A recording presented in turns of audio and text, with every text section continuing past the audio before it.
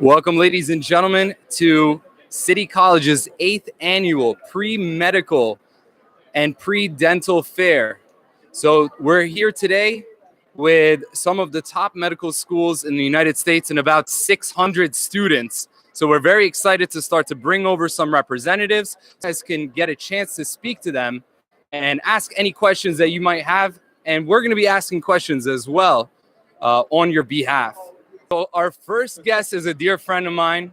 His name is Steve Lundy, and he's here representing Exam Crackers. And that is a test preparation platform that is used for not just the MCAT, but other things. But primarily, he's going to be talking to us about the MCAT, also DAT, or? No DAT. No DAT. Soon coming. Soon. Okay. Yeah. So we're going to ask you, Steve, what makes Exam Crackers special compared to other prep programs that are around? I think at Exam Crackers, we really pride ourselves on two things. Our flexibility, right? We'll do whatever it takes for our students. We'll come to you. We can do online. We can do private tutoring. We have classes. And we even have a hotline. For $20, you can call us and we'll answer any of your questions for 2 hours, right? So we try to be as flexible as possible. And then the second thing is that, you kind of see with other test prep companies that, they try to just throw everything in the kitchen sink at you, right? They try to give you just this enormous amount of information. But here at Exam Crackers, we like to, focus on the big picture, right? We think context is king, and we really want you to ease you into understanding the information from a very holistic perspective. Yeah. And I can tell you from experience with preparing for the MCAT, that's not something you're going to get with every company. It's mnemonics without all the things that make it easier to learn with Exam Crackers, in my opinion. And I overheard you speaking earlier about your special CARS. So for anyone who hasn't taken the MCAT, CARS is the Critical Analysis and Reading Skills section. And it basically tests you on what's similar to the verbal section of your SAT, and it's trying to make sure that you are able to dissect not an easy passage, something that can be very verbose, some difficult syntax, and be able to get the key information out. Because let's face it, medical information is not going to be put into this lovely little video that's easy to digest. It's going to be found primarily in articles just like that. So I do think that it's a huge skill to develop. And I'm kind of curious, what makes Exam Crackers CARS special compared to other CARS from other test prep companies? Right. So for a lot of students, CARS is the most difficult section, right? It's weird because technically you can go into the CARS without any prior knowledge. And technically you can do good, right? But a lot of people find it still difficult. And, with Exam Crackers, we think CARS practice is the same as medical practice, right? We try to teach students to really hone in on the author's voice, to try to put themselves in the shoes of the author and really get an idea of, how they think, right? We have a patented CARS strategy that involves, focusing on the author's voice as well as tackling passages one at a time, right? So that's how we take care of CARS the EK way. Okay, and is there anything else that makes Exam Crackers, special? I heard that recently they've started to release some new content, new books that are more in line with what the current MCAT is kind of focusing on. Because as you guys might have noticed, there's a much higher emphasis on biochemistry, molecular bio, the places that medicine is going. So being able to figure out gene therapy and looking at the molecular mechanisms for certain diseases that we're trying to understand and then be able to treat and cure. So I'm just kind of curious, what's in the works right now with biochem and the new books that are being released? Why are the passages better? Right. And that's a great question. So I think that, first things first, the way we design lab techniques, that's actually that's the last class that the students learn. And it's actually the most, probably the most in-depth lab techniques you'll ever out of any test prep company. In terms of just, the books themselves, when you're in the class, you typically take chem and phys together, and whatever physics topics you learn, they go hand in hand with the chem you learn for that class. For example, you'll learn electrochemistry on the same day that you learn about electricity for physics. So I think that was one of my biggest revelations going through the MCAT. Starting to understand science not as just this linear pattern of information, but rather seeing how they're all cross-linked together and understanding that it's a network of scientific concepts that you can't just look at it in isolation. So just because something is put into the physics book or the chemistry book doesn't mean that it is discretely that subject. And so whenever you go to quantum physics, that explains your atomic models so much better, and understanding electromagnetic repulsion and forces is also huge for understanding things like that. So I definitely agree with you. I think it's super important for people to understand the connections that are there and be able to learn in that way, which is not typically how you learn in school. In school, you have discrete courses. They might be spread out more versus this 6-month intensive training of your mind to look at things using different lenses and understand it better. And what I find is at every level, it's almost like a fractal art. It's almost like science just repeats itself. There are same patterns that you tend to see over and over. And it's like, at every level. And it's amazing to finally see the big picture. And that's what I appreciated the most. And I'm happy to hear that Exam Crackers is using that kind of approach. Yeah. Like you're saying, everything builds off of each other. The way I am a teacher and the way that I teach, I really want to make sure that all my students have a very firm foundation. Right.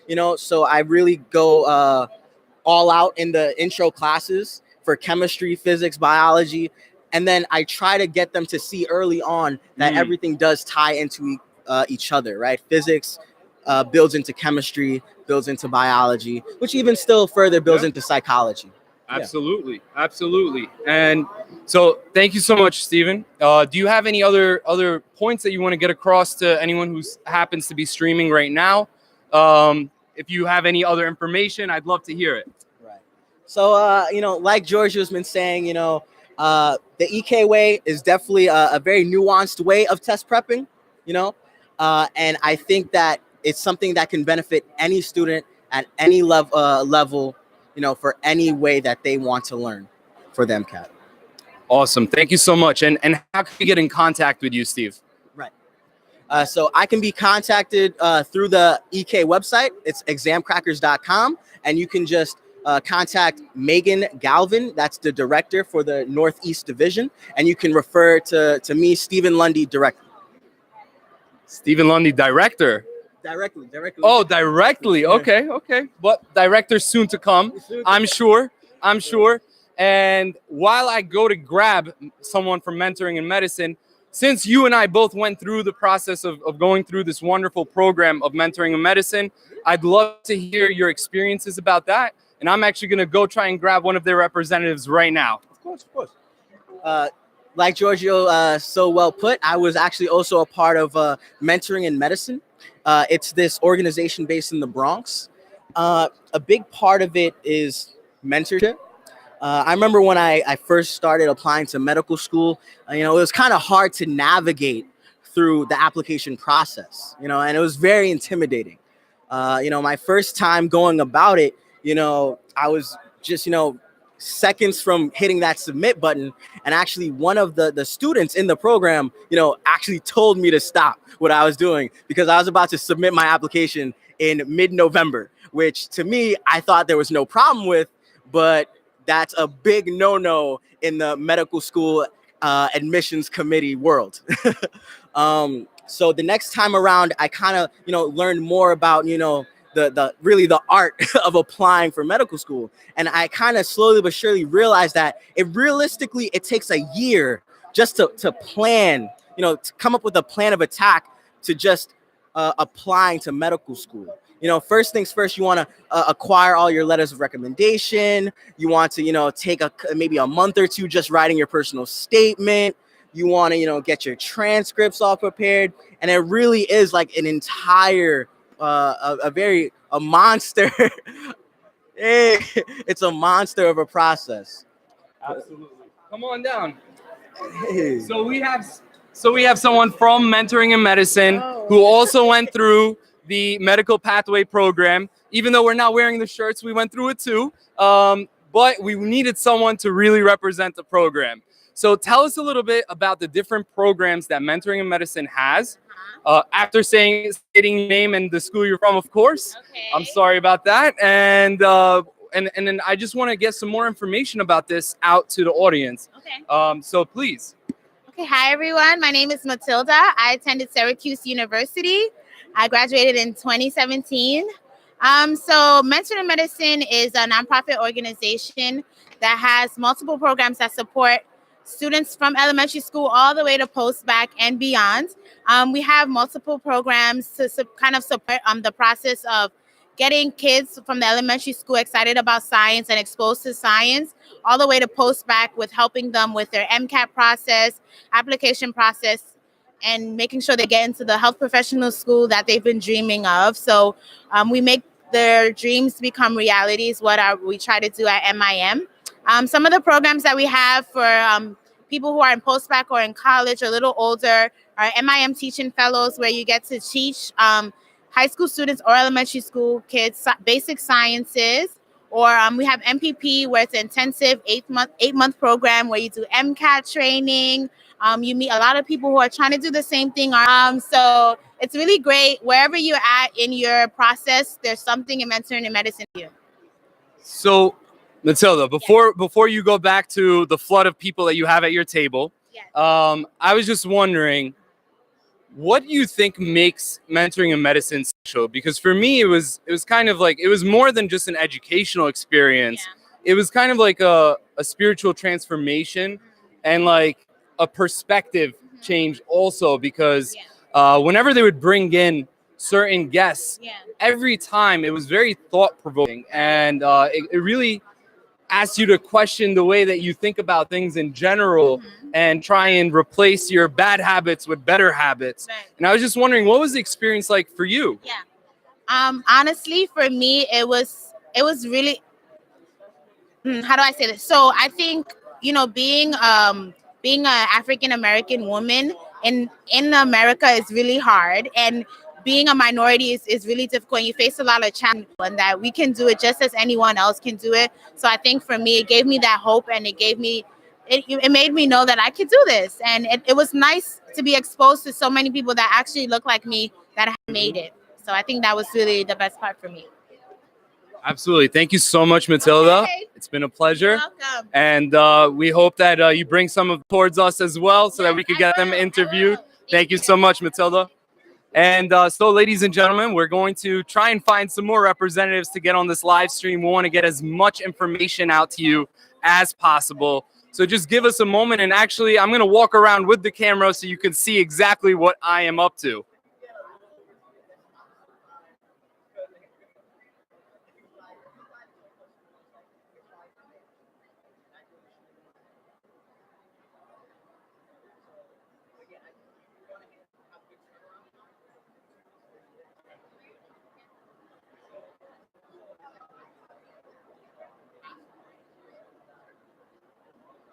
So we are back, and so we have a representative from the SUNY Downstate School of Medicine. I apologize, and that's actually the same place that my co-host, Dr. Maurice Selby, attended. So I was hoping that you knew him. I do. I'm sure that you bumped into him. I actually recruited him. He was one Really? of my students in one of my special programs called Early Medical Education Program. Was that the EDP program or EME? EME. Yes. Okay. So I'm not familiar with that one. Sure. What's that? And just so we let the audience know, this is Dr. Anika, and she has 4 degrees now, or you're working on your 4th? So I'm Dr. Anika Daniels Osaze. I am the Director of Diversity, Education, and Research at SUNY Downstate Medical Center in East Flatbush, Brooklyn. I have my doctorate in higher education administration, a master's in higher ed, and I'm working on my public health degree right now at SUNY Downstate Medical Center. So yeah, I love school, but Yeah. I also love my institution. So it's actually a great opportunity to be able to do my public health degree there. But I do know Maurice Selby because he applied to our early medical education program, which is a guaranteed acceptance program to our College of Medicine for students who fit the criteria, which means they're looking to enter our medical school within the a year or two. They need some advanced preparation, such as MCAT preparation, a few academic pointers that can make the application a little bit stronger. They come from disadvantaged backgrounds or maybe underrepresented in the actual field of medicine, and we're trying to increase that population. So Maurice actually came to one of our recruitment sessions and had an opportunity to meet with us, and he applied and was accepted, and he was extremely successful. Did his residency at downstate Kings County in emergency medicine, and he's been working with us ever since. I know he's finished his residency program, but he still comes back as a mentor for the other students that are in the program. And for people outside of Port, he's still coming back to his other alma mater, City College, and helping us out as well. Yeah, he talked highly about his radio show. And now you're on it. So I had some other questions about the school. Sure. So first of all, this program is still running, EME? Yes, it is. We just finished our interview cycle. We're about to meet as a committee to make our final decisions, and then we'll send out acceptance letters in the next 3 weeks. So how early on, again, do they have to apply to be able to be considered for this? Sure. They should be rising seniors at our participating schools. So we're connected with specific CUNY schools and some SUNY. So we have Stony Brook and Albany. We also work with City College, of course, Brooklyn College, Medgar, Hunter, Queens College, York College, Lehman College, and Kingsborough Community. Other special programs that people should be aware of, like any kind of special masters or some kind of post-bac kind of program, or are there other pipelines, I guess? We have tons of pipeline programs at our institution. So right now we have 2 summer research programs. One is called Sprinter and focuses specifically on health disparities and social determinants of health in the community that we serve. So we look primarily at immigrant populations. We have an undergraduate summer research program specifically for sophomores and juniors from any school around the country. They're both 8-week programs that provide a stipend, and we try to give you hands-on research exposure, either basic science in a lab, clinical research, or public health research, where you're actually in the community doing surveys and helping with health policy changes. We have a program called Exploring Health Careers, which has 2 components, one for students who are part of the same linkage schools that I mentioned. We also have one that's affiliated with SUNY EOP program students. So that's Education Opportunity Program. Okay. So anyone who's an EOP student can qualify for that. And we're actually still looking for applications for this particular program. Our summer research programs, we just finished our cycle, so that was due in March. But for EOP, we're still looking for students who would like to get exposure to different health careers. So this is specifically for students who aren't sure what they want to do yet, but they want exposure in different health fields. So you will actually rotate through the 5 colleges that Downstate has to offer. And that's the College of Medicine, the School of Graduate Studies, the School of Public Health, the College of Health-Related Professions, and the School of Nursing. So you'll get an opportunity to meet the deans from all those schools, the faculty that teach in the schools, and then each week there's a rotation where you'll actually rotate in all of those different areas in their clinical settings. So you'll see what it's actually like to be a nurse, what it's actually like to be a physical therapist or an occupational therapist, or, to determine, are these the fields that you really want to enter? And this is where you actually have a chance to ask the real questions, what is the occupational outlook for the field? How much do you get paid? Like, what is the salary range?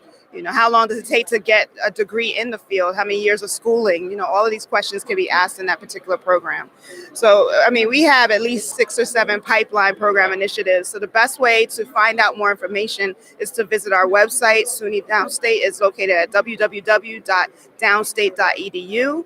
A lot of the pipelines are directly through the College of Medicine, so you can go there. And then within the College of Medicine is my office, the Office of Diversity, Education, and Research, and that's where you'll find a lot of the information. All right, thank you. But before you leave, I have some questions that probably might not be on the website. Okay. So I was wondering how can a student embody the mission statement of your school? Because I know you have a very diverse community that you're located in Brooklyn, and you also have a very diverse class. And so it's one of the few medical schools that have that kind of diversity in the class. And I was just wondering, how can a student fully embody the mission statement? Because I think it's one of those rare occurrences where it actually happens. Sure. So the first thing is to know what our population is. You know, we Right. work specifically and primarily with immigrant populations. That's the majority of who we see in East Flatbush, Brooklyn. So you have to know something about the populations that you serve. So if you really are passionate about diversity, diversity means many things. Right. Okay, so it can mean where you're from, it could be what your background is ethnically or racially, it could be your socioeconomic status, it could be your religion, you know, knowing people of different backgrounds and how we actually treat people of different backgrounds. Mhm. Cultural competency is really important to us. We have an annual conference that we specifically talk about cultural competency and how to treat people who look like you and who don't look like you, and to make sure that everyone gets treated fairly, equitably, and gets all of the resources that are available to them at any given time. So I think what's important is to know our population, to be ready to work in the community. You know, we have a Brooklyn Free Clinic where all of our students from the different 5 colleges come together and have interdisciplinary learning. So they work in the clinic once a week for people who are underinsured or uninsured, who need some kind of medical assistance, and they'll come to our hospital, and our students will run the clinic. Of course, with supervision. Yeah. But this is where they actually get a chance to see from beginning to end how to treat a patient, whether it's triaging, paperwork, discharging, the actual physical care of the patient, you know, talking to them about medication and trying to make sure that they actually take the instructions that you give them when they leave. You know, a lot of people don't think about what hinders a patient from actually following your directions. Some of it could be a language barrier. Some of it can just be discomfort with how they were treated. So we want to talk to our students about how do you treat a patient in a way that they are open to actually taking the advice that you give them so that they can get the best preventative care and also whatever emergent treatment that they have at that point.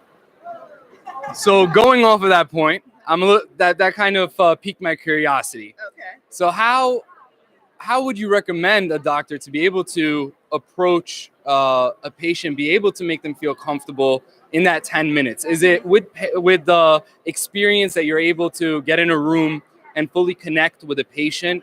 Or is it something that you kind of have to go through certain kind of training to kind of develop those kind of skills? Some of it is just paying attention, you know, looking at some of the physical cues. You can see if a person is in discomfort. They might not even say it, especially if you don't speak the same language as that individual, but you can see that they have some kind of pain, some kind of discomfort.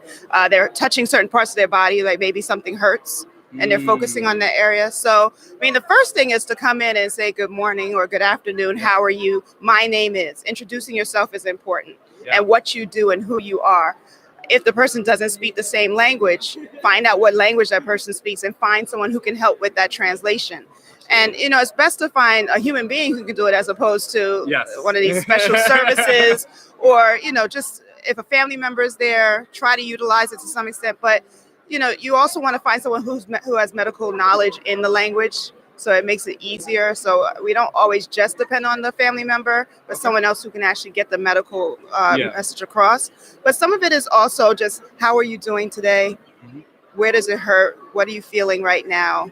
Is there anything else I should know? Can you give me a little bit of history about yourself? Is this the first member is there? Maybe asking the family member a couple of questions. Maybe they can give you some information that you don't have. But just being very observant, trying to show empathy. You know, if the person's not feeling well, I'm so sorry you're not feeling well. What can we do to make you feel better? You know, is there anything you don't understand? So talking too fast could be an issue, you know, using too many terms that they won't understand. Like, I'm not going to come to you and say, well, we're going to do next week, we're going to intubate you, and, you know, use all these terms that they're not going to understand. Try to speak in a language that you think everybody can speak, can understand. And just go in with a caring attitude. I think that's what people forget. They go in and they're so busy trying to solve them. They forget it's an individual, it's a person. Yes. And remember that person just needs to know that you understand that they need help and that you're there to do whatever you can to give them the help that they need and deserve. Absolutely. What a powerful message. And before I let you go, I have one last question about your MPH. So what kind of subfield of MPH are you planning to kind of pursue? Is it with community health? Health. And I'm doing a lot of my electives in health policy and management. So with community health, you're going to be, so you would be creating policies that would try and improve the resolve a problem, come up with a solution. You know, if we need more students of a particular background to be interested in our field, then design a specifically to that student population. Same thing with community health. Is this something that I see that's going on in the community that needs to be resolved? How do I develop a program that works and suits that particular community and make sure that they feel comfortable and that they're getting all the resources that they could possibly get? So researching the area that I'm working in is going to be very important, knowing what they already have versus what they don't have and how I can provide it. So those are some of the things that I'm focusing on. Another important thing that I didn't bring up in terms of just working with patients and working with communities, another thing that a lot of people aren't focused on are religious backgrounds, understanding how to relate to someone of a different religious background. You know, how do I talk to a Muslim student? How do I talk to a Camite? Do you even know what a Camite is? You know, how do I deal with different denominations of Christianity? How do I deal with Jewish patients? You know, and it doesn't require you knowing all the intimate details of their particular spiritual background, but asking the right questions to make sure that you respect that background and that you're able to give them what they need. That comes back to public health. When I start working with populations within the public health community, knowing the population I serve and what the different needs are from different perspectives. That's amazing. Thank you so much. And thank you for your work. It's really a pleasure to have you on the live stream and getting to meet you. Well, thank you for having me. This is an amazing event. I think this is my 5th year participating, and the numbers are always outstanding. I mean, you always have over 500 students. I lose my voice at the end of this weekend, but it's a great opportunity to be here. Definitely. Thank you for always inviting me. I'll always be here. It's a pleasure. It's a All pleasure. right. Yes. Good luck with everything. See you next year for sure. And yeah.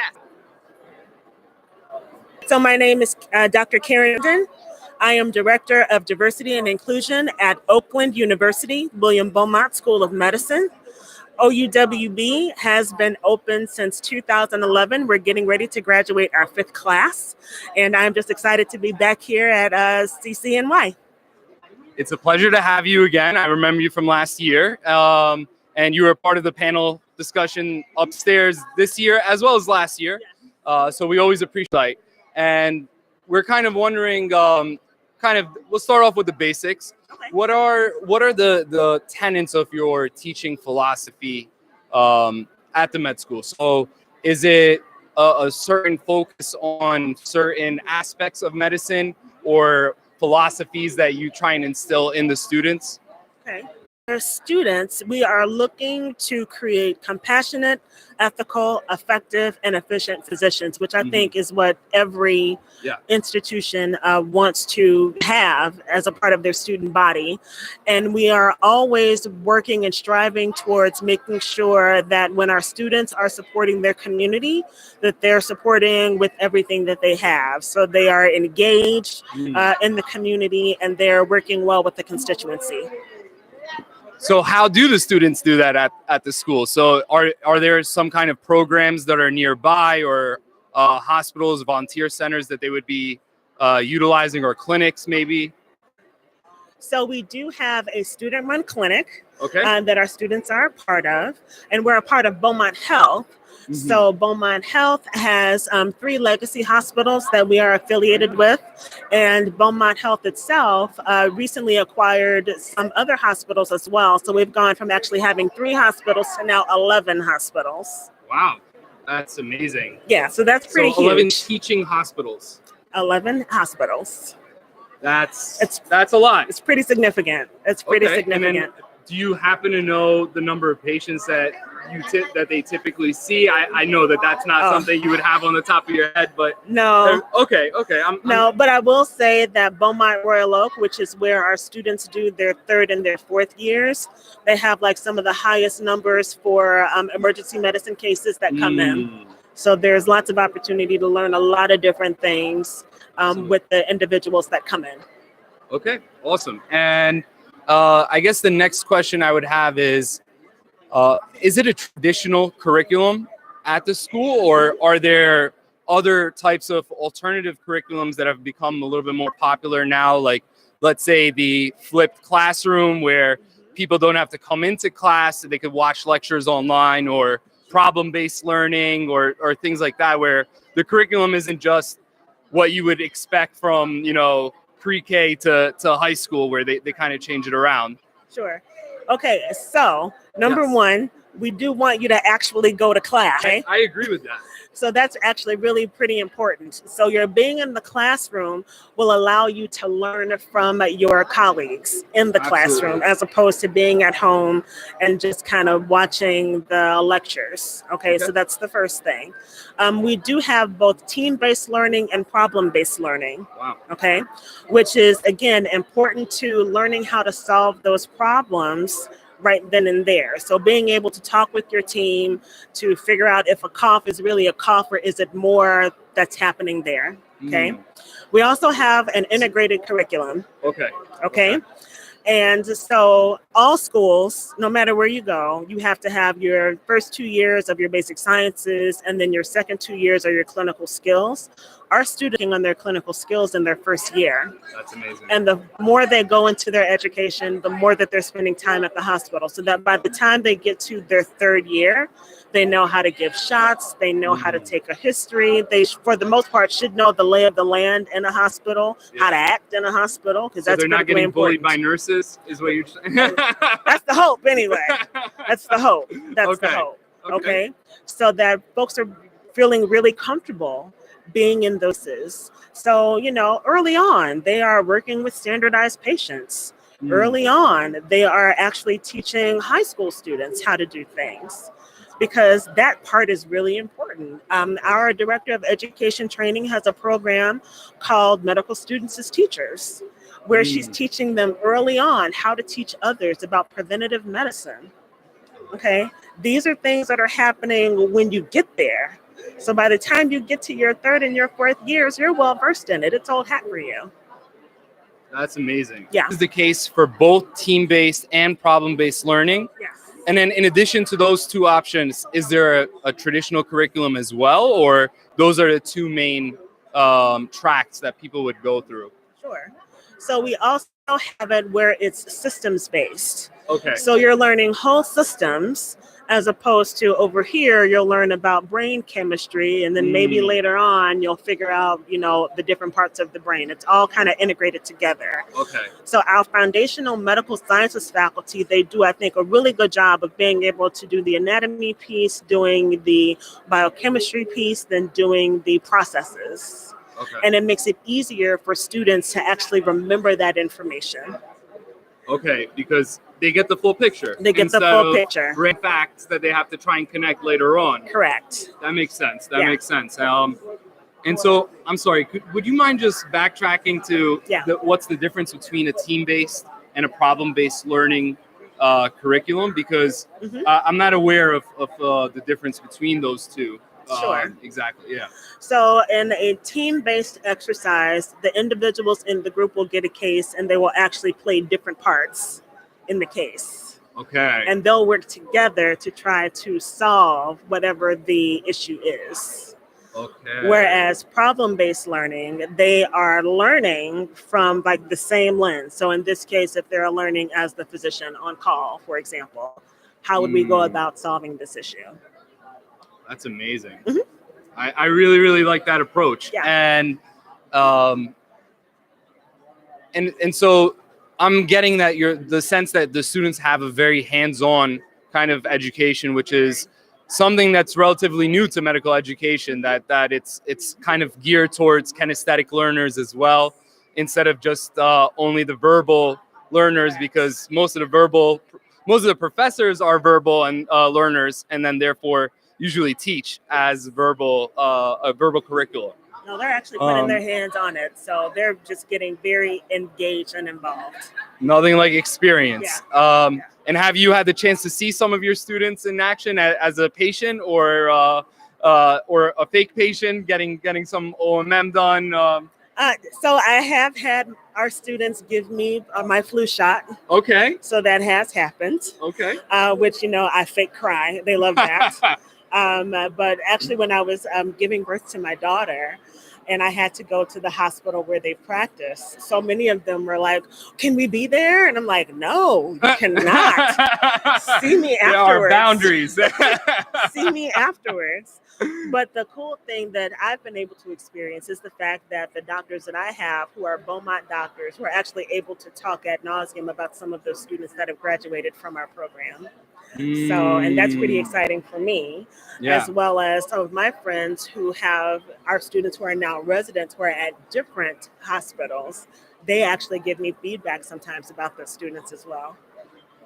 Okay, and I hear everything. So should they be afraid, or is it good feedback? It's all good feedback. That's all good feedback. What we would have expected. So I'm just wondering, whenever you get a list of applicants who, I'm assuming it's not a pile anymore, it's electronic, but it's still, metaphorically a pile of papers, right? So what stands out in someone's personal story that allows you, like, when you're skimming through these kinds of things, to be like, wow, this person's unique and I want to learn a little bit more about him, or him, her, or they. Yeah. So for me, it's about the personal statement. You can learn a lot about an individual from the personal statement, as well as their experiences that they talk about in the experiences section of their application. And that generally helps me to kind of create a personality profile of that individual. There have been students that have applied to us that have talked about having to immigrate into the U.S. because they were running away from conflict where they lived.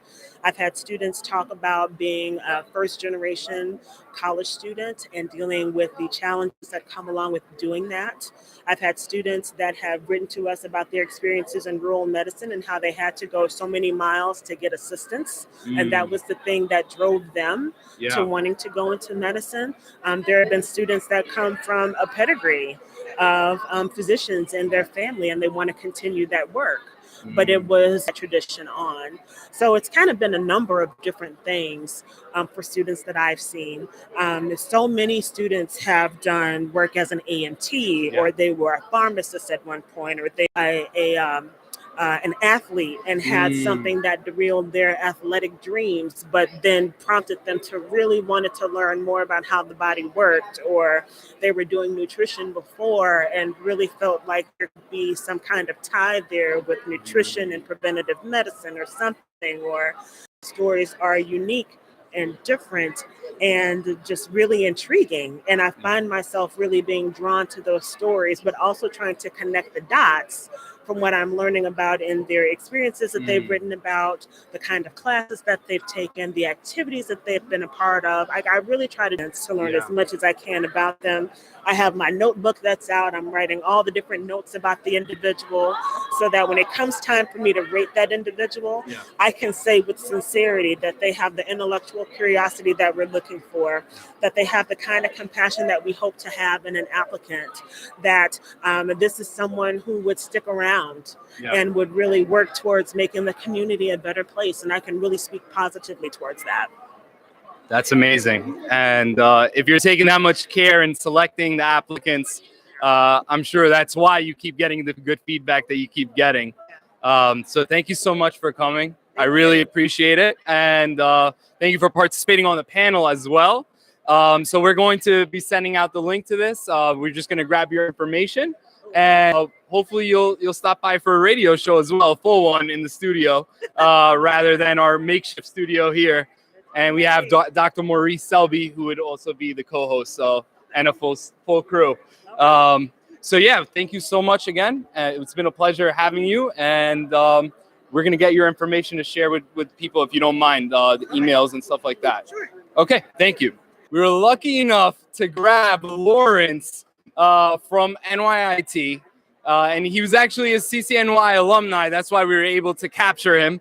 And so, Lawrence, my name is Giorgio. I'm representing Health in Harlem, a radio station on 90.3 FM, and it's a pleasure to meet you.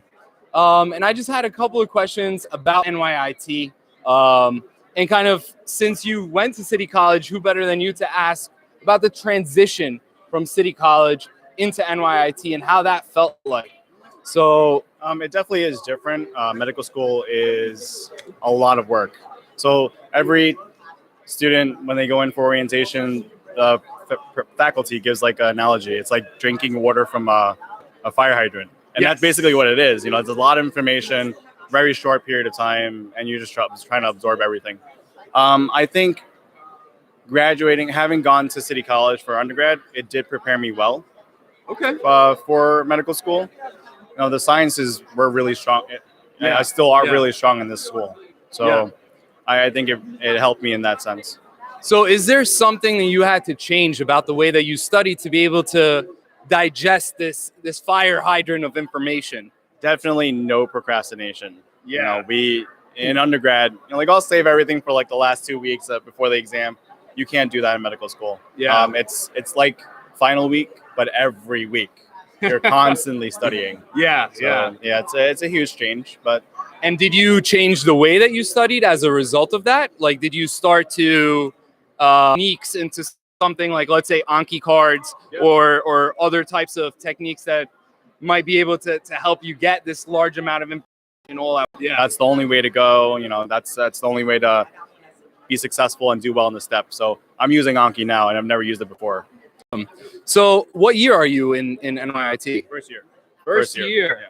All right. So how's OMM so far, or are you guys gonna get started with that in the next year?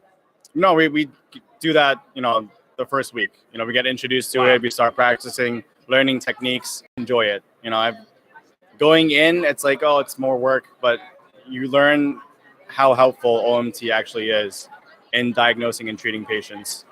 We don't get to actually treat patients yet. We do it on ourselves and our classmates. Okay. But it's been a good experience. I'm glad you said that. I was about to say I have a backache right now. If you want to practice a little bit, but I have to charge you. I can't. I'm not licensed. I can't charge you yet. Yes. And you are. I'm coming to you, Lawrence. Dr. Zhu. I'm sorry. So tell me what else about the school makes it.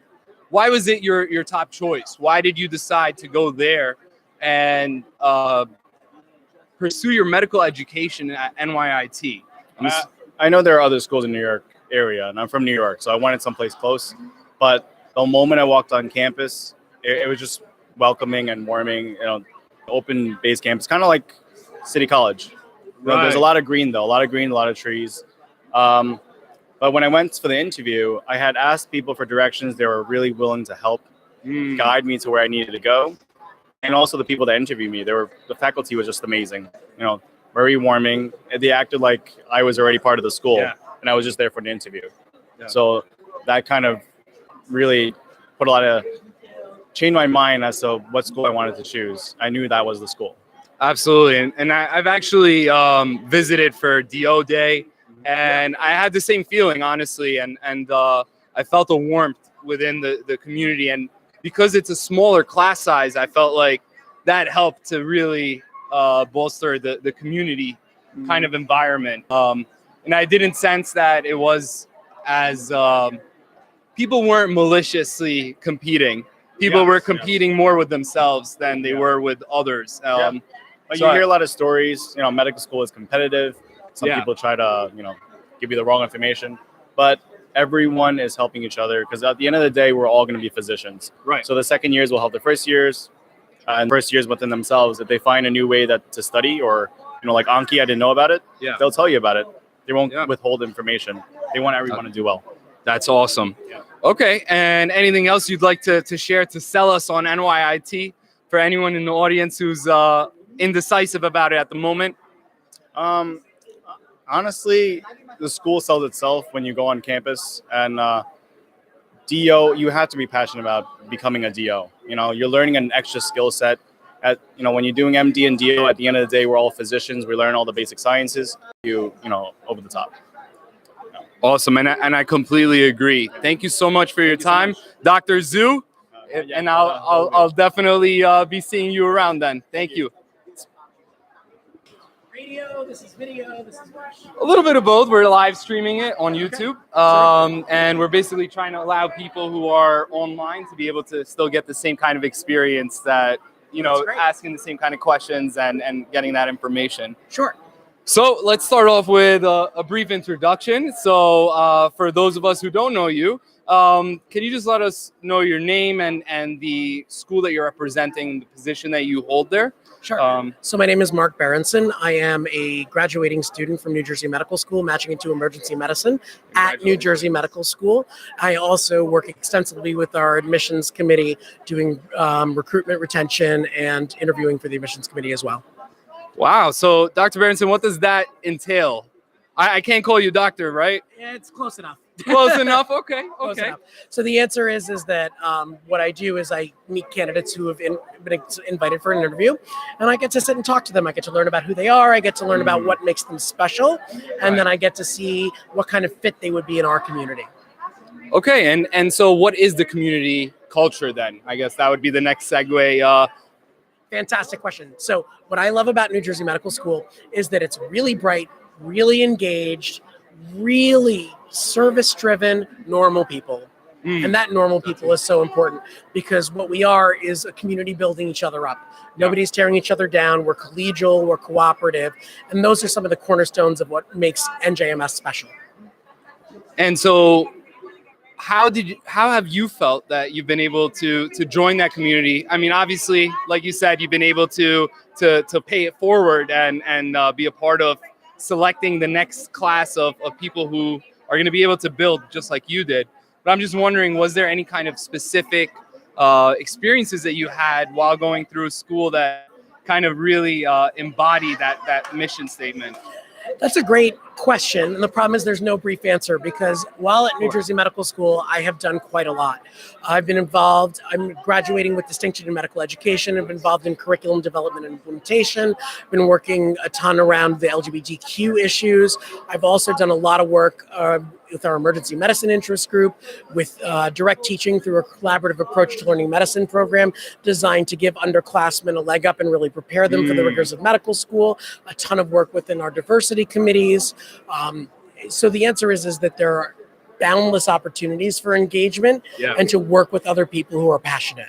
Right, that is such an easy thing to do, and to still do well academically while you're doing those things. Absolutely. You're saying it's easy to do that, or it is? We make it easy to do that. It just doesn't matter. Part of number one, we pick really great people. Yes. We have a phenomenal community of students, and that goes a long way. But you have enough time to balance those things out. Okay. So time management becomes the most important thing you guys can do. The most important thing you guys can do. And I've heard that over and over again. So I think I have to really take that into account and hone in on it. And so what kind of habits did you pick up over time that improved your ability to manage time? And because I'm assuming you had to get rid of some bad habits and replace them with better ones. So I will tell you that I'm a second career student. Okay. Right? It's not my first rodeo, which means I came in with a lot of those skills already developed. However, I will tell you the simple stuff. Right. Wake up early in the morning. Get out of bed and do things, right? Yeah. Have a schedule in Google Calendar that you use and follow. Right. That can be so helpful. Partition out the day for what you want to get done and where you're going to make time for it. Stop working at a reasonable hour and go to sleep.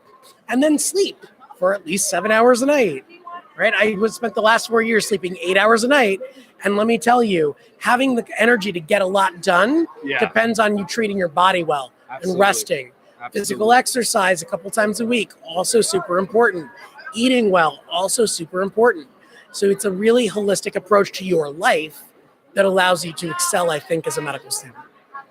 That's some really great advice. Not the easiest to follow, to build that kind of discipline, but definitely fruitful once you do get into that habit, because I think I only achieved it during MCAT studying. Never before that. I never had the discipline to be able to do it. But once you do get into the swing of it, you notice there's a marketable difference in your energy levels and your productivity. I couldn't agree with you more. And yeah, it's very hard for many of our students to make that adjustment. Yeah. But the sooner you do, the happier you are. And isn't that the name of the game? Absolutely. Absolutely. Well, we would hope so.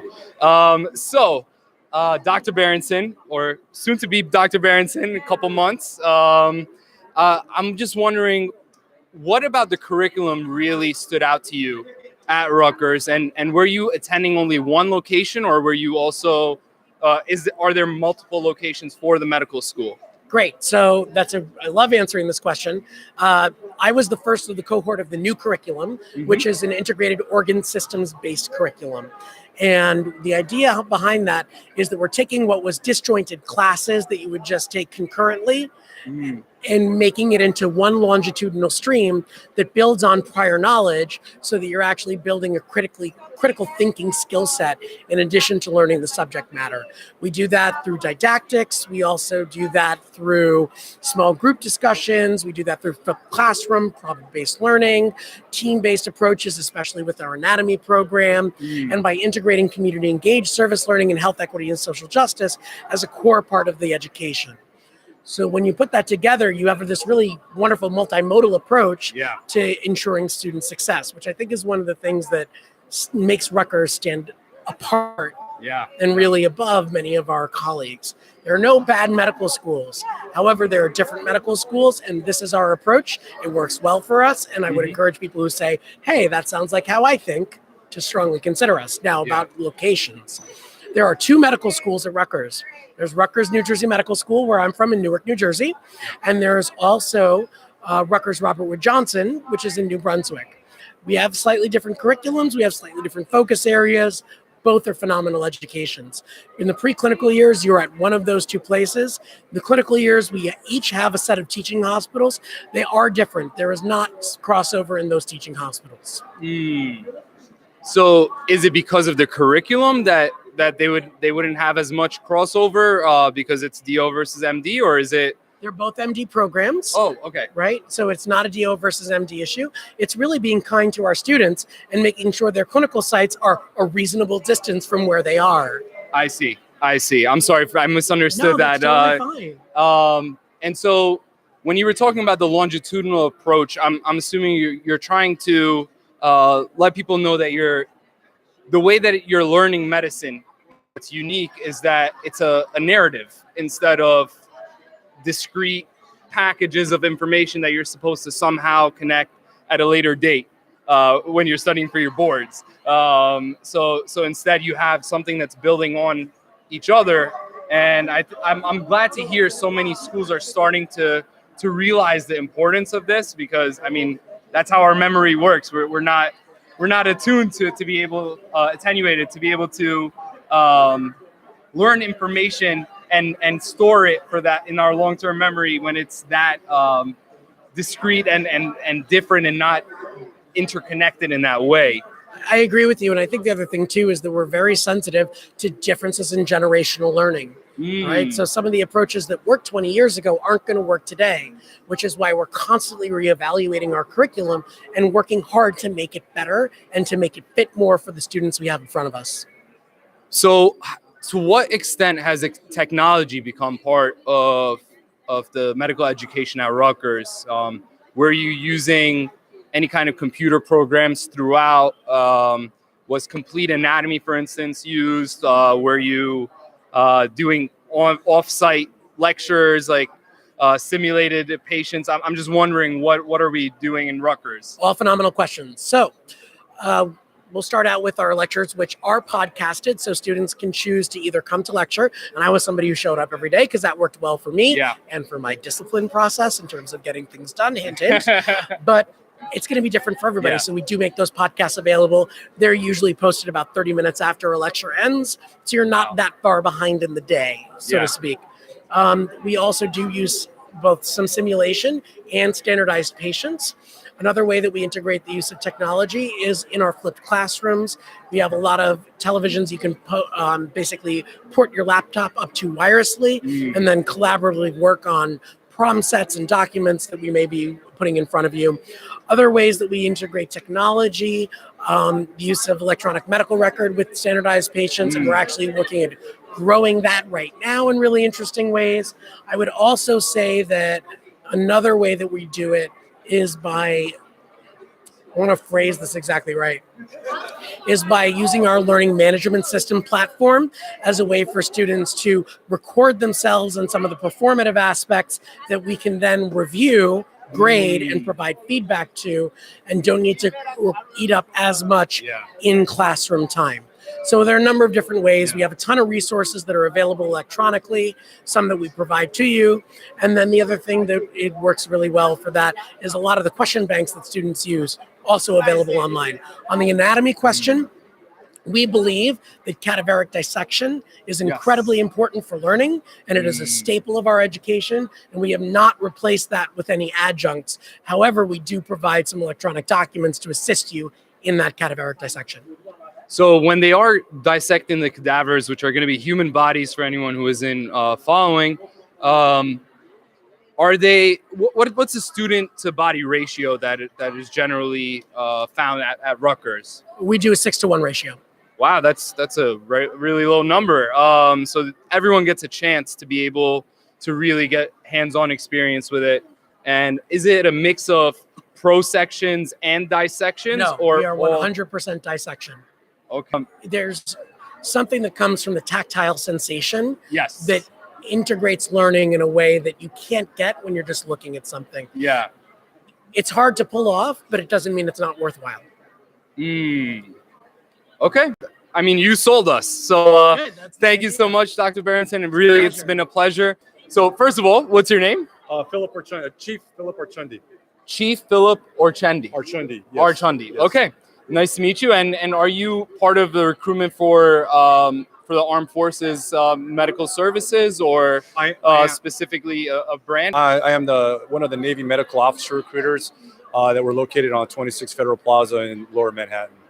Oh, very nice. I think I have a friend who just he just finished medical school and started with the Navy portion of his training, if I'm not mistaken. Awesome.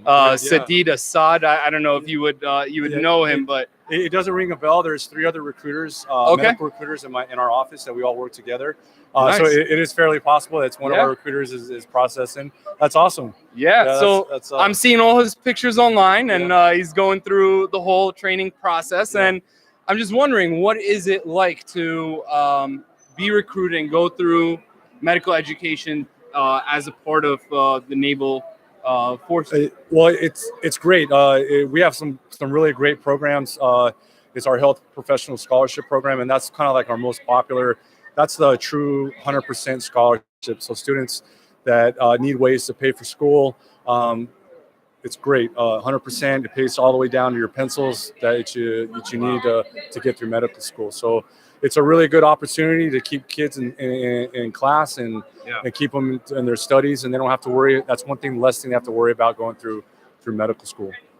And so, what would they then be required to commit back? I'm assuming that there is some kind of commitment, right? Yes, just an obligated service, which is a minimum of three years.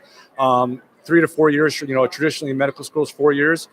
So up to 4 years. So but a minimum of 3 years. So that's what they would have to serve back for having medical school paid for, which is awesome because coming out of medical school debt free, 3 years is a cakewalk. It can be a cakewalk. So of course, and that's $250,000 that they just saved on. So I was at one school and at one dental school, and they were close to 480, 500. Wow. So if you're looking at some of these tier 1 schools, some of these you can get up there. So this is a great opportunity for students to really, if they're having some issues with financial issues, or if they just ever wanted to serve.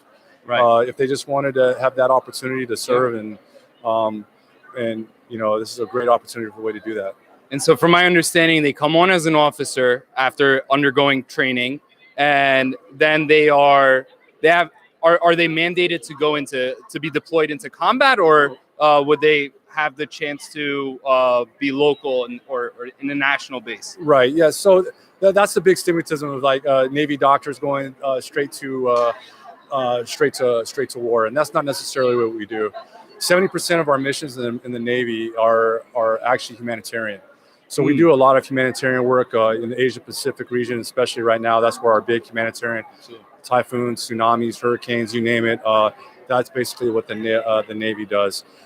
As physicians, we have medical treatment facilities all across all of our bases, from East Coast to West Coast. That's what we do. We're at medical treatment facilities from clinics to hospitals. So we have about a populace, patient populace of over 1 million, which includes that's active duty, Navy, Marine Corps, and their dependents. So we're seeing patients. So it's not that's what they're doing. So. Well, God bless. Thank you so much. I appreciate you coming the across. opportunity. Yeah. That's. Is there anything else that you'd like to share that to try and sell it to anyone who's still a little bit unsure about it? No, it's just if they've ever had the opportunity if they wanted to serve, we're always looking for great doctors, physicians. We're not just doctors, we're not just doctors and dentists. We've got plenty of healthcare professions. If they ever thought about becoming a physician assistant, to audiologists, healthcare administrators, we have it all. The Navy does it all, along with our brothers and sisters of the Army and the Air Force. The opportunities are there. So if they've ever wanted to serve or ever wanted to give back, to the country, this is a good way to do it and to actually get school, get school paid for. So this is a best kept secret. Sometimes it's the best kept secret. So. All right, so we'll try not to stream it out. Yeah, no. We need to. Yeah, yes. Well, thank you so much for your service, and God bless. I appreciate you giving us time.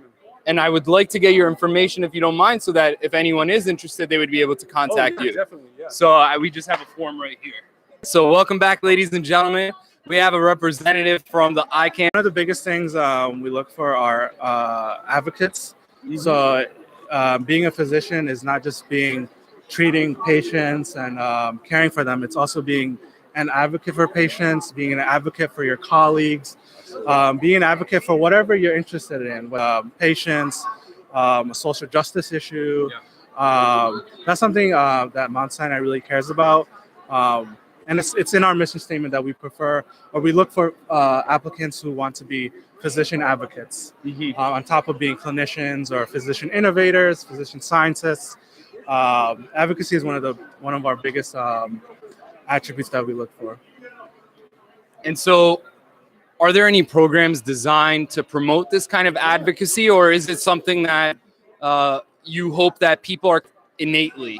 Right.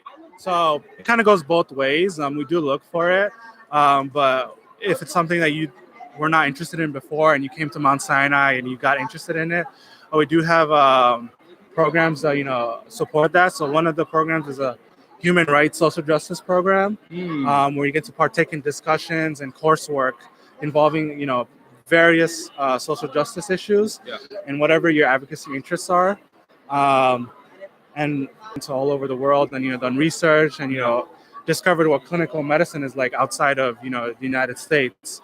So Sinai definitely it's something it supports, and it's something it does look for. But once you get here, it continues on. That's amazing. And what is, so I'm assuming that this didn't just start when you got to Sinai, that it was something that began here at City College or even earlier.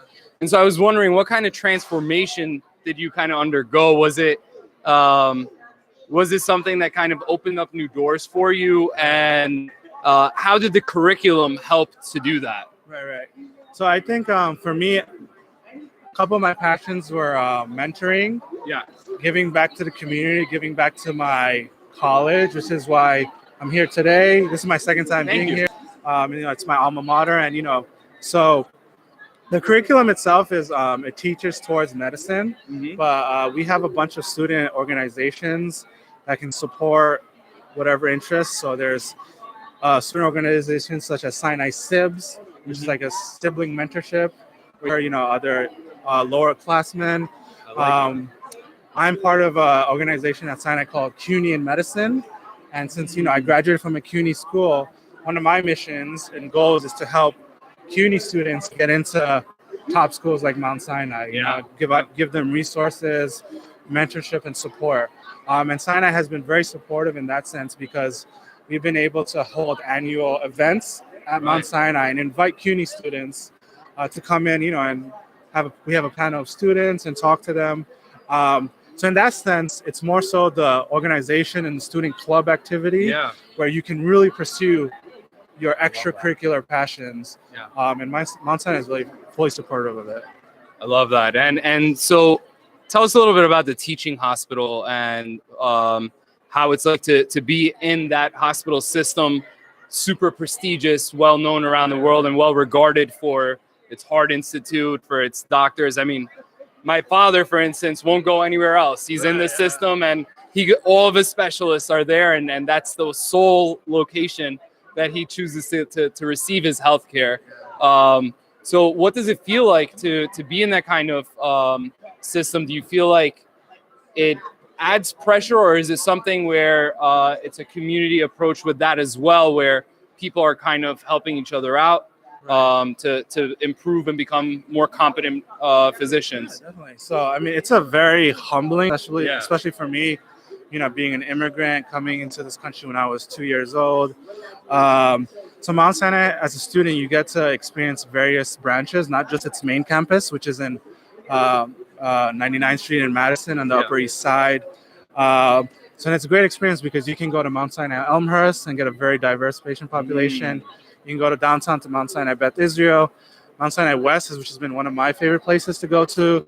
And then you have the main campus, and the main campus it's one of the biggest. And you get to see probably one of the most complicated cases that exist in medicine. And it's humbling because you realize how important health is. And you're grateful for your own health, and you're grateful that you're part of this, that you can help your patients get better and feel better. It's been great to be at Mount Sinai. Awesome. And which kind of curriculum did you end up subscribing to? So, because I know that there are some students that are going with a traditional didactic lecture style versus others are using a problem-based learning at Mount Sinai. So I was just curious, what did you end up connecting with more and feeling like it was going to be more effective to do it this way? Yeah, definitely. So I think for me, I'm not much of a lecture goer. I prefer the small group discussions. And so at Mount Sinai is, at least in the first 2 years, lectures are optional and they're pre-recorded. So you can go see it after anytime you want if you prefer not to be in the classroom. The small group discussions and any labs are mandatory. And so the small group discussions really have helped facilitate a discussion about what you're learning. And they're usually always led by a clinician in that respective field. So, you're getting the education from an actual practicing is an expert in their field. And I think overall, moving towards a more like small group discussion, problem-based learning curriculum is probably what's best for students, but it's good to have a mix for those students who do still like going to lecture. So I think at Mount Sinai you get a mix of both, and you get to choose to skip lectures, and you kind of have to go to small group discussions. Okay, well that's amazing. Thank you so much for sharing all this information with us and the people who are streaming in online right now. We hope to have you back on the radio show in the studio, and please continue doing what you're doing. It's been a pleasure, Jamil. Thanks so much.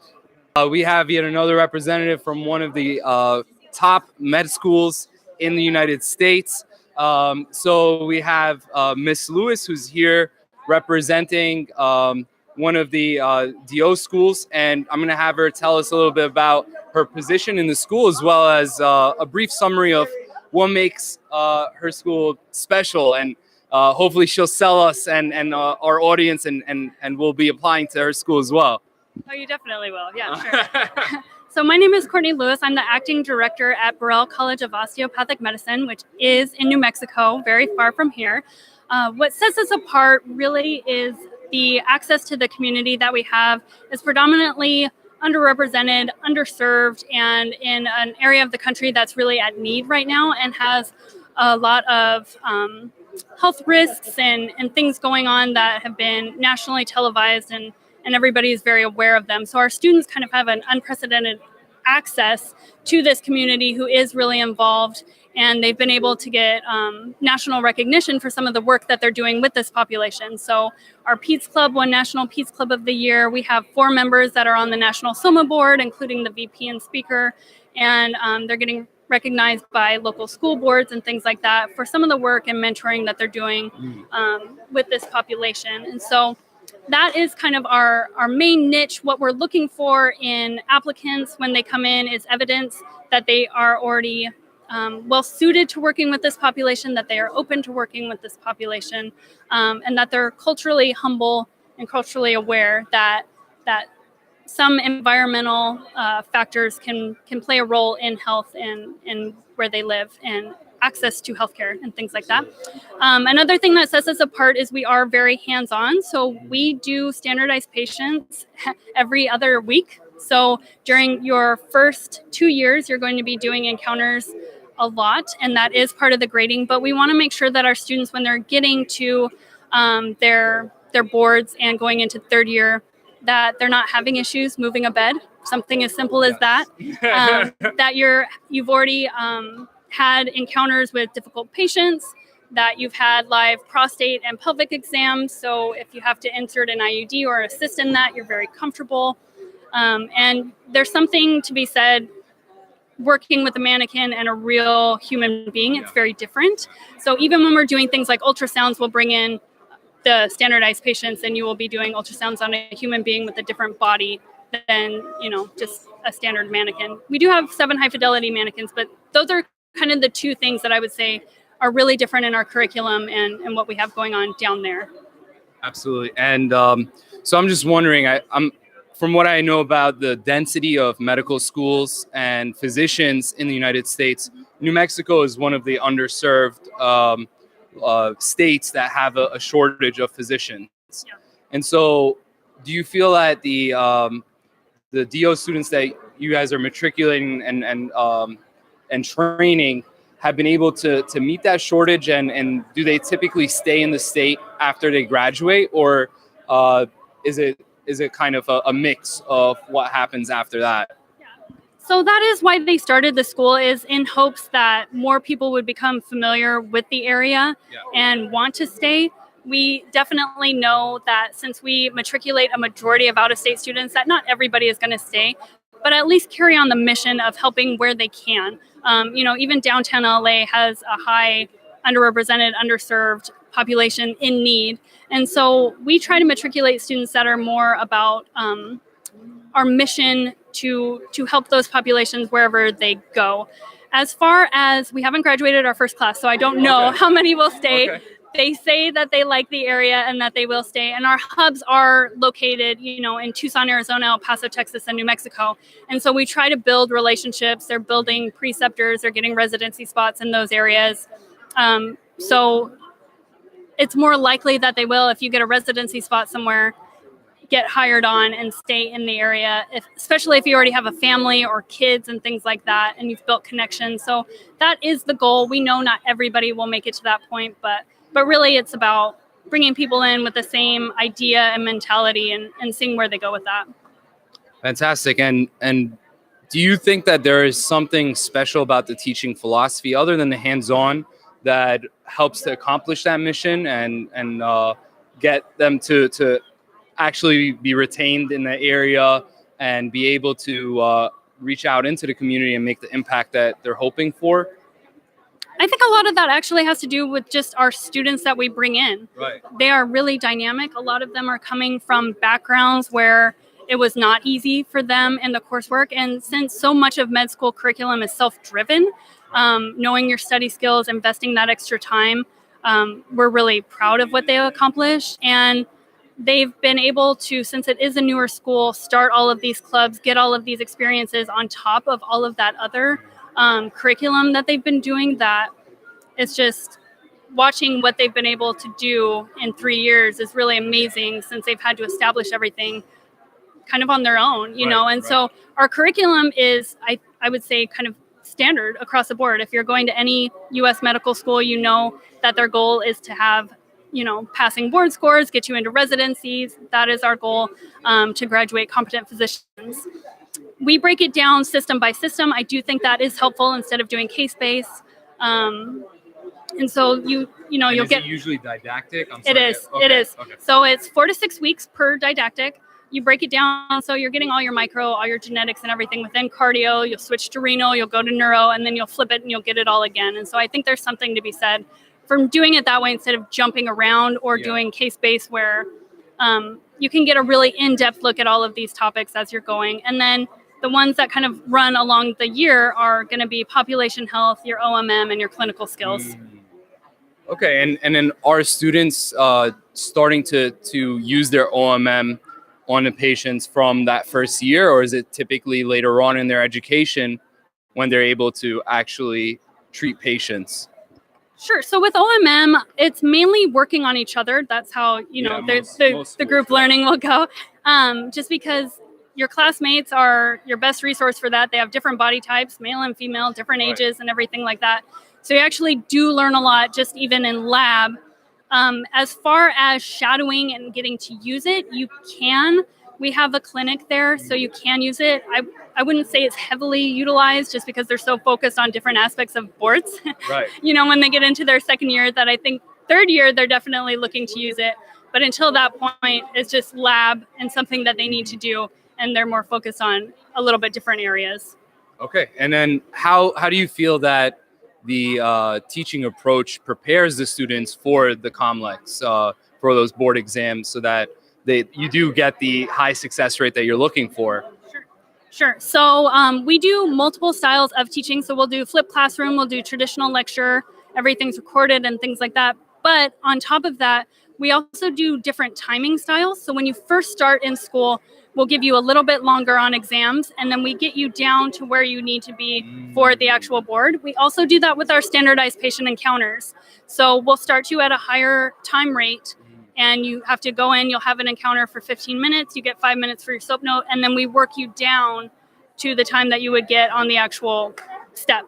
So we try to make sure that we make it fair at the beginning. You're not going to know how things run, but we try to make sure that timing wise, you're going to be very comfortable and you've had enough of those encounters at that point that you make it to the second part that you're really comfortable with the timing. That drill, how many things you can actually ask, how long you have for an exam, and it takes that element out of it. So we do try to be thoughtful about those aspects. Absolutely. And so you mentioned the SOAP note. And so for people who are not aware of what a SOAP note is, and what the time constraints usually are for a physician, they don't dislike you. They just have a time restraint. They have to get in and out to see more patients. What is the normal time restraint? And can you just describe the SOAP note for anyone who might not know what's involved in that? For a student or a physician? For anyone who's streaming in, I guess. Okay. So for a physician, there's a couple of things that hospital administrators are going to be looking at when you're doing your SOAP note. They don't want down coding, so they want to make sure that you're getting those turned in so they can bill the insurance and actually get paid. Accuracy is going to be another one of them, and just kind of overall content. So what we do with our standardized patients encounter is we get you used to that. Not everybody was a scribe before they come to med school. And so we need to get you used to working in an electronic medical record, making sure that you are checking the right areas for patient history before you're prescribing something. Maybe you missed that they were allergic to something or on another medication. That's why it's important. So it's just a follow through on the exam to make sure you did what you said that you did. That you can code and bill at that level, which is going to be important once you get a job, and that things are accurate. So it is part of the exam and the overall patient care record. You need documentation. It has to go hand in hand.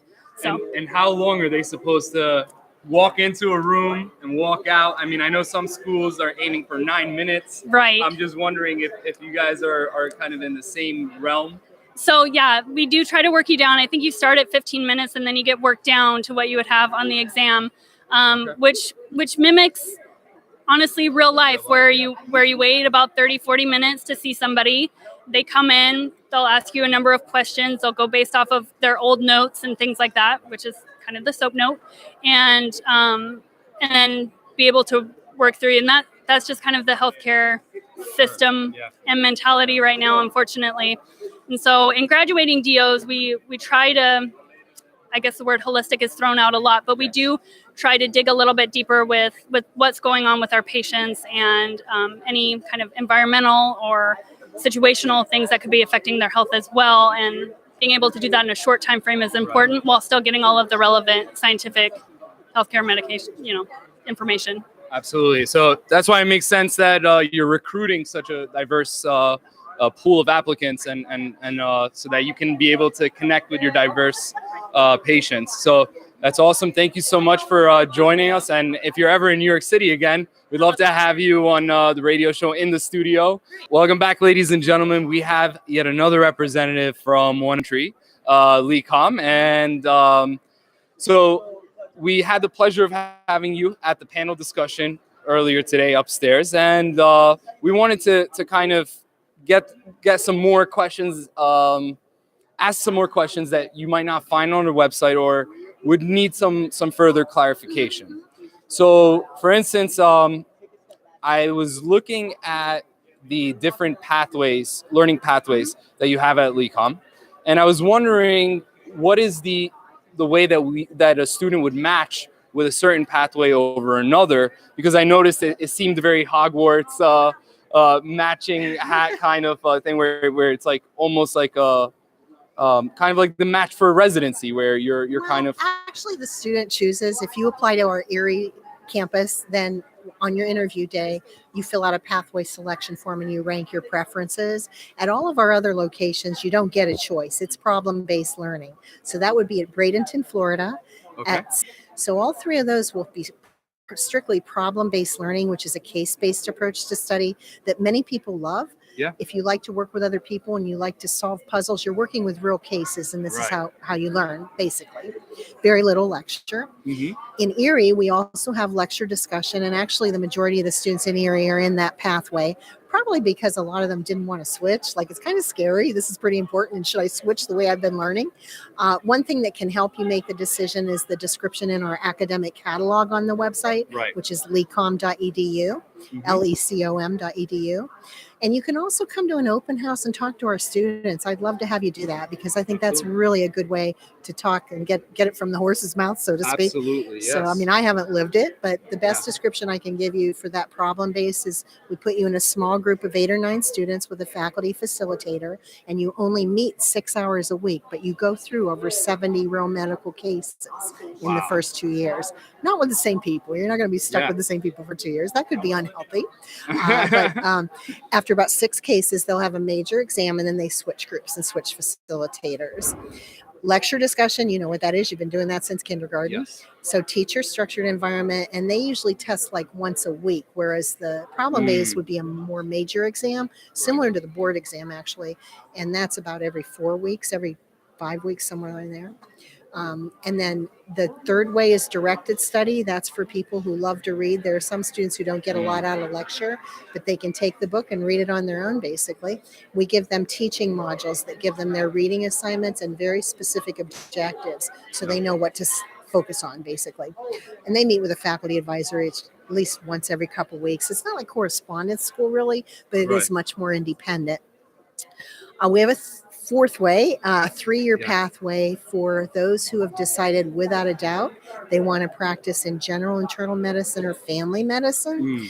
They can actually become a DO in 3 years. And the way that works primarily is they don't get as many rotation experiences. So instead of 24, they would only do 16. And that would include no electives, because they don't need the electives. Electives are usually in the curriculum so that students can explore specialties.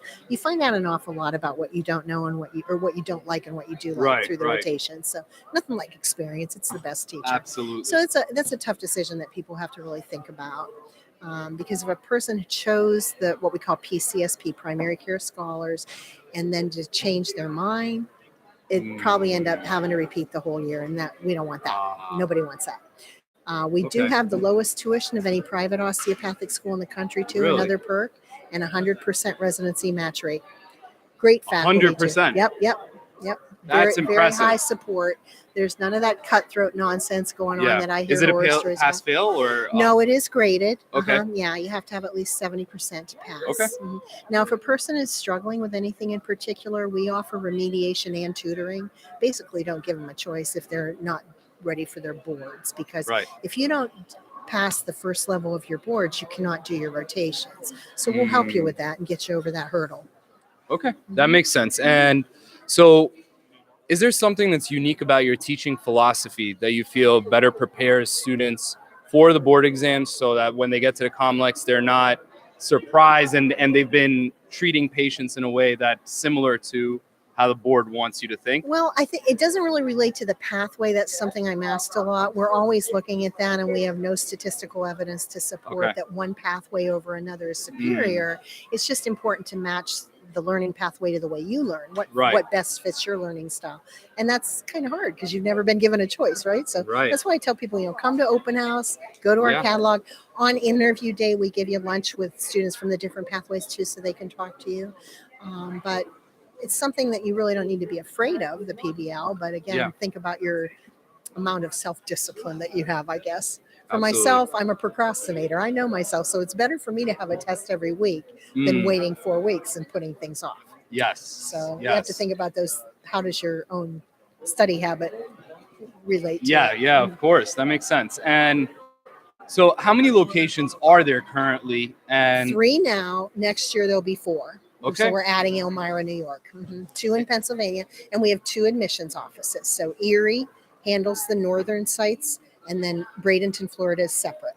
Okay, fantastic. And so our students, Since we teach the history and physical, you'll do at least 50 H&Ps before you start your first rotation. It's a very basic skill, and you'll be highly confident with that. Most of the clinical experience really is in the 3rd and 4th year. Okay.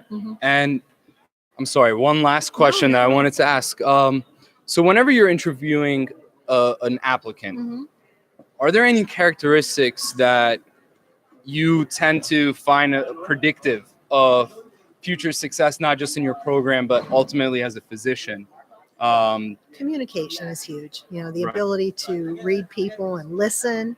We do group interviews so we can observe that behavior. A person who's trying to dominate the conversation is not going to do well. We also look for any kind of experience that you've had with patients too, because that's pretty important to be able to see yourself in that role and know that this is the right choice. That passion is there, but you have to have the grades to go with the passion. I feel bad sometimes because students will call me, I've done volunteering, I've done this, I've done that, but their grades are not where they need to be. So that's a tough call. You really need to meet that grade. I'll tell you from personal experience that it's not easy, but it's definitely worth it. And I noticed that you go through a transformation in the way that you approach the material, and you realize it's not that you couldn't get it or you didn't like it. It's just that the way you were trying to understand it wasn't working for you, which is why I love the fact that you have so many different ways that you're trying to adapt to people's learning styles. And I see it whenever I'm teaching anatomy and physiology. I give them a learning survey in the beginning of the semester. Oh, that's great. And almost none of them are verbal learners, yet the whole system is created and designed for that.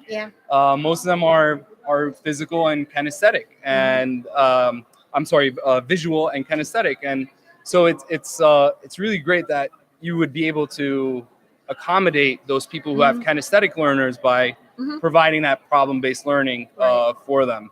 We also stress interprofessionalism, which is the way medicine is going to, that team approach. I think I heard that in the panel today. Yes.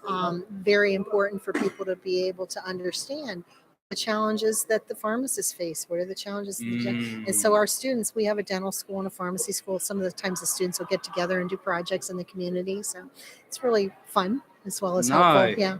So what kind of projects are we talking about? Is it a medical clinic or is it? We do have a clinic also where our students can go, but and the dental patients, the dental students are actually working as dentists under supervision. So that's entirely 7 hours a day, 5 days a week clinical experience for them. But it's a lot of fun for them, and they do an awful lot of good in the community. Okay, well, that's great. And is there any last piece of information that you'd like to leave us with? Thank you for the opportunity. It was a pleasure. The pleasure was all mine. Thank you so much for stopping by. And if you're ever in New York City again, we'd love to have you in the studio. I'm here a lot, so perfect. Back, So any Thursday night that you'd like to join us from 7 to 8, we'd love to have you in the studio. Okay. And